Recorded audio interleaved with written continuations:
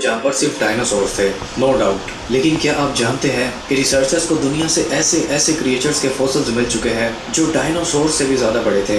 और इनमें से कुछ क्रिएचर्स तो ऐसे थे जिन्होंने रिसर्चर्स के भी होश उड़ा दिए थे कि ऐसे जायंट्स भी कभी हमारी अर्थ पर जिंदा थे। आज की इस वीडियो में हम मिलने वाले हैं अर्थ पर रहे ऐसे जायंट्स से जो साइज, पावर और मिस्ट्री के मामले में किसी साइंस फिक्शन मॉन्स्टर से कम नहीं थे। और इनमें से एक क्रिएचर तो आज भी हमारे ओशंस की गहराइयों में जिंदा है। एंड बिलीव मी, जैसे जैसे हम काउंटडाउन में आगे बढ़ेंगे, हर अगला क्रिएचर पिछले से भी ज़्यादा अनबिलीवेबल होता चला जाएगा। जब हमारे सामने क्रैब का नाम आता है तो अक्सर दिमाग में एक छोटा सा समुद्री जानवर आता है, लेकिन जापान के समुद्रों में एक ऐसा क्रैब रहता है जो इस तस्वुर को पूरी तरह से बदल देता है, और इसका नाम है जैपनीज स्पाइडर क्रैब।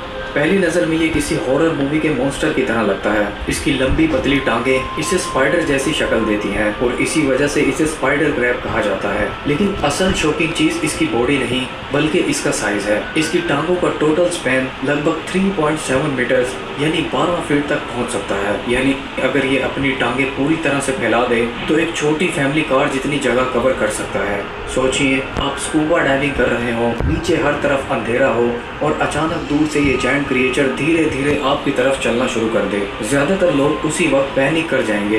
लेकिन हैरानी की बात यह है कि इतना डरावना दिखने के बावजूद भी जैपनीज स्पाइडर क्रैब इंसानों के लिए डेंजरस नहीं है, क्योंकि ये ज्यादातर डेड एनिमल्स, छोटी मछलियाँ और समुद्री ऑर्गेनिजम्स खाकर गुजारा करता है। ये जापान के पैसिफिक ओशन की 600 मीटर यानी 2000 फीट की गहराइयों में रहता है, वहाँ जहाँ सूरज की रोशनी लगभग खत्म हो जाती है। और शायद इसी वजह से बहुत कम लोगों ने इसे अपनी आंखों से देखा है। लेकिन इस क्रिएचर की एक और खास बात भी है, ये क्रैब बहुत लंबी जिंदगी जी सकता है। साइंटिस्ट के मुताबिक कुछ जापानीज स्पाइडर क्रैब्स 100 साल तक भी जिंदा रह सकते हैं। लेकिन अगर आपको लगता है कि आप ये जायंट देखकर हैरान हो गए हैं, तो अब वक्त है उस क्रिएचर से मिलने का जिसने शार्क्स के आने से भी बहुत पहले समुद्रों पर हुकूमत की थी।